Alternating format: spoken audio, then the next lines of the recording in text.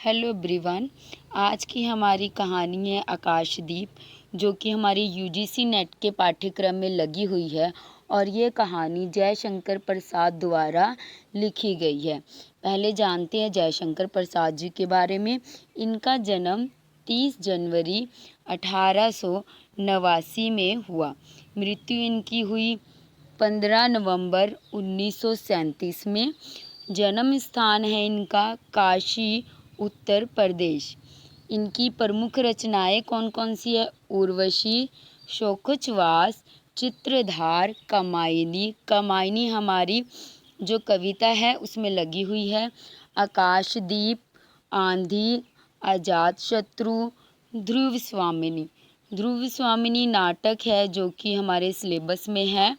आंसू, झरना, एक घूंट इनकी एकांगिया जो कि अति महत्वपूर्ण है। वैशाख, तितली और कंकाल। आगे है इनकी कहानियाँ। जयशंकर प्रसाद की पहली कहानी कौन सी है? ग्राम है। ये बहुत इम्पोर्टेंट है क्योंकि ये पहले आ चुका है। इसको सीरियल वाइज लगाना, ग्राम, छाया, प्रतिध्वनि, आंधी, ठीक है, जो कि 1911 ईस्वी में इंदु पत्रिका में प्रकाशित हुई। प्रसाद जी के 5 कथा संग्रह प्रकाशित हुए हैं। कितने संग्रह? बहुत इम्पोर्टेंट है। 5 कथा संग्रह हैं। छाया, पहला है छाया 1912 में। दूसरा है प्रतिध्वनि 1926 में। आकाशदीप 1929 में जो कि हमारे सिलेबस में है। आंधी 1931 में।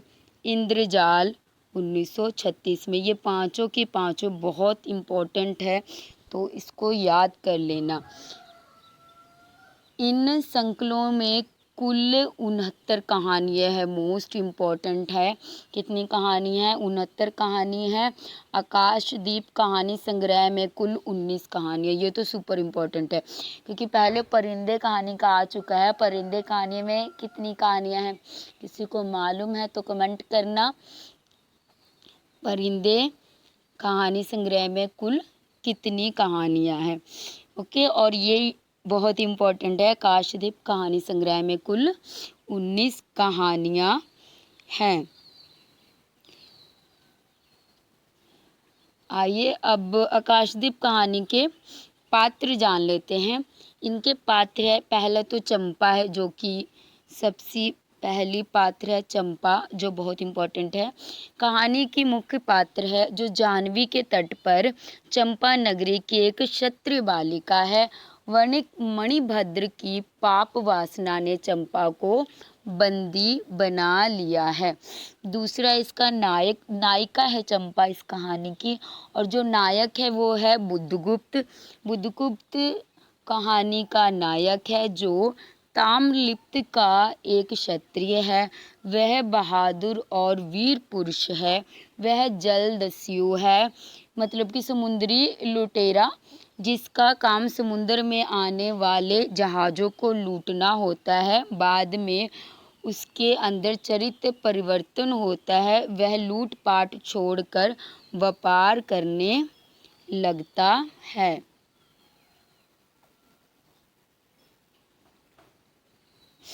अगला पात्र या कैरेक्टर है मणिभद्र। कहानी का खलनायक है। मणिभद्र कौन है? कहानी का खलनायक है जिसने चंपा और बुद्धगुप्त को बंदी बना लिया है। चौथा है जया। आदिवासी युवती है जो चंपा के साथ रहती है और उसकी आज्ञा का पालन करती है। मेन इसमें ना चंपा, बुद्धगुप्त और मणिभद्र भी आते हैं, वही है मेन। लेकिन जया भी याद करना है क्योंकि कुछ नहीं पता, पहले यूजीसी वाले इम्पोर्टेंट ही डालता था जो मेन थे। आजकल तो वो कहीं से भी एग्ज़ाम में डाल दे रहा है पैटर्न में। तो जया याद कर लेना, हो सकता है कि पात्र में आ जाए। सुमिलित कीजिए और आपको पता ही ना हो कि जया इस कहानी की पात्र है। आगे कहानी के पढ़ लेते हैं हम कहानी के बारे में। ये कहानी नायिका प्रधान एक असफल प्रेम कहानी है, यानी उनका जो प्रेम होता है सफल नहीं हो पाता, जिसे अत्यंत मार्मिक ढंग से पेश किया गया है। इसमें समुद्री जीवन को ऐतिहासिक परिवेश में पेश किया गया है। कहानी में नायिका एक त्याग की मूर्ति के रूप में सामने आती है। कहानी नाव में बंदी जनों से शुरू होती है, जहां कहानी की नायिका चंपा सहित कुछ जलदस्यु मणिभद्र द्वारा बंदी बने होते। ये ऊपर बता चुकी हूँ मैं पात्रों में ही। कुछ ही देर बाद बंदी खुद को मुक्त करा लेते हैं और मुक्ति का श्रेय जलस्यु गुप्त को जाता है। गुप्त में यानी बुधगुप्त को जाता है। आगे मुक्ति के बाद जब वो मुक्त करा लेते हैं खुद को, मुक्ति के बाद वे एक द्वीप पर निवास करने लगते हैं। द्वीप तो सबको पता होगा, आइसलैंड जो समुद्र में ज़मीन होता है, जगह होती है, टापू बने होते हैं, उसको द्वीप कहते हैं। जिस द्वीप का नाम चंपा द्वीप सुझाया जाता है, उस द्वीप का नाम नहीं होता, फिर वो बोलते भी इसको कौन सा द्वीप रखें, तो चंपा कहते कि मैं यहीं रहूँगी, यहीं लोगों की सेवा करूँगी, तो उस द्वीप का नाम चंपा द्वीप बन जाता है, यानी रख दिया जाता है। यही चंपा और बुधगुप्त का प्रेम प्रारंभ होता है। बुधगुप्त चंपा के सामने प्रेम का प्रस्ताव रखता है, परंतु चंपा उसके प्रस्ताव को अस्वीकार कर देती है, यानी मना कर देती है और उसे स्वदेश लौटने को कहती है। चंपा के पिता मणिभद्र के यहाँ प्रहरी का काम करते थे। जो चंपा के पिताजी थे वो मणिभद्र क्या ही काम किया करते थे। चंपा गुप्त को अपने पिता का हत्यारा समझती है। चंपा के पिता को मार दिया जाता, मारा तो मणिभद्र द्वारा ही जाता है, लेकिन वो उसको अपने पिता का हत्यारा समझती है। इसलिए उसके अंदर प्रेम तो होता है, लेकिन वो कहती है मैं कैसे अपने मतलब कि पिता के हत्यारे के साथ प्रेम कर सकती हूँ। तो इसीलिए चंपा उसके जो प्रस्ताव होता है, प्रेम प्रस्ताव, उसको अस्वीकार कर देती है, यानी मना कर देती है। चंपा अपने कर्तव्यों के सामने अपने प्रेम का क्या कर देती है, बलिदान कर देती है और आजीवन समुद्री के दस्युओं को प्रकाश के लिए दीप प्रज्वलित करती है। इस कहानी में अगर मैं मोटा मोटी बात करूं तो क्या होता है, एक जैसे कि एक जलसध्यु एक समुद्र में नाव में भी बुधगुप्त और चंपा को कैद किया होता है, बंदी बनाया होता है। चंपा के पास छुरी वगैरह होती है, दोनों अपने आप को छुड़ा लेते हैं, छुड़ा के मणिभद्र के साथ लड़ाई करते उसको मार देते हैं। फिर बुधगुप्त को क्या होता है, उससे प्रेम हो जाता है। एक्चुअली दोनों एक दूसरे को प्रेम करने लगते हैं, लेकिन चंपा जो थी बुधगुप्त को अपने पिता का हत्यारा मानती थी, तो वो कहती है नहीं, मैं चाहते हुए उससे प्रेम नहीं कर सकती थी। और फिर वो एक द्वीप पे पहुंच जाते, उस द्वीप का कोई नाम नहीं होता है, फिर वो उसका नाम चंपा द्वीप रख देते हैं। और चंपा कहती है कि मैं यहीं रह के अपने यहाँ के लोगों की सेवा करूँगी और तुम जिस स्वदेश अपने लौट जाओ, जहाँ से तुम आए हो तुम वहीं लौट जाओ। यही कहानी ये ख़त्म होती है।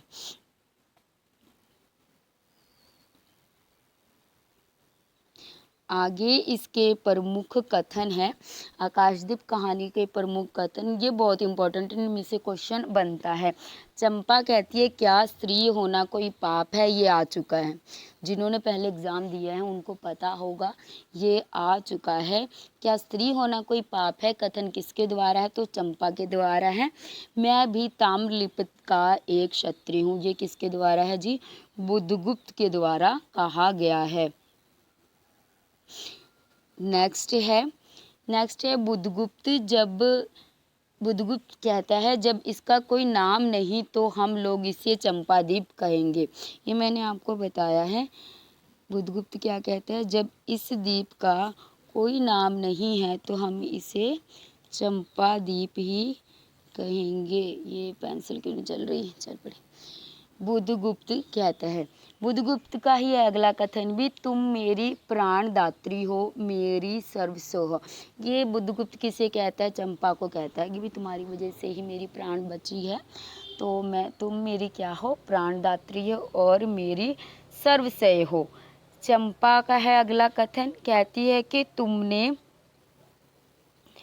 10वीं वृत्ति छोड़ दी, परंतु हृदय वैसा ही अकरुण, सतृष्ण और ज्वलनशील है।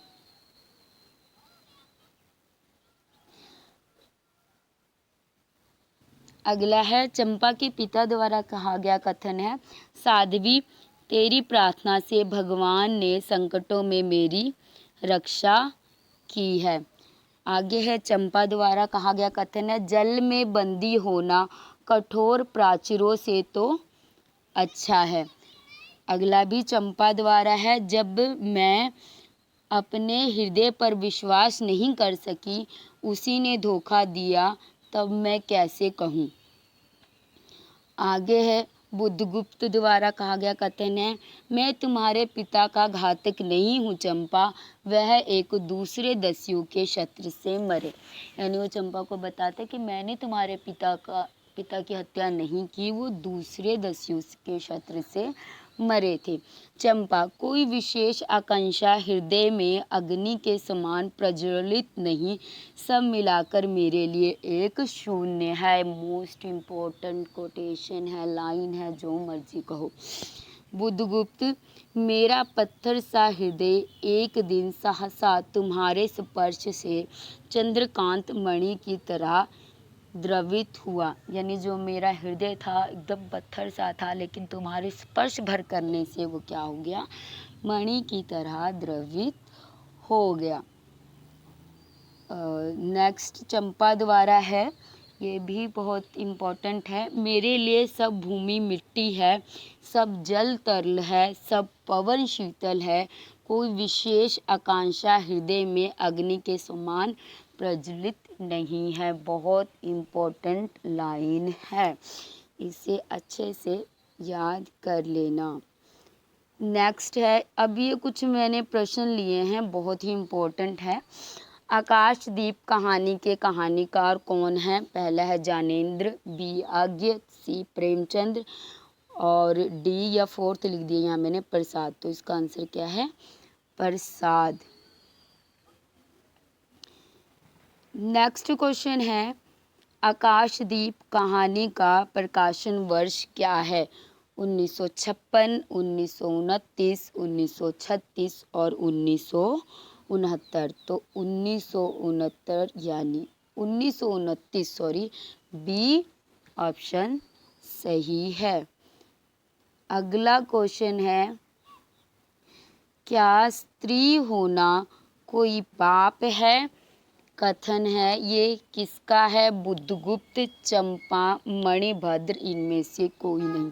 तो ये चंपा का कथन है, पहले आ चुका है, बहुत ही इम्पोर्टेंट है। कई बार क्या होता है, वो मैचिंग में दे देते हैं भी, एक एक कहानी की लाइन ले लेंगे, चाहे एक उपन्यास की ले लेंगे, एक नाटक की ले लेंगे, एक कहानी की ले लेंगे।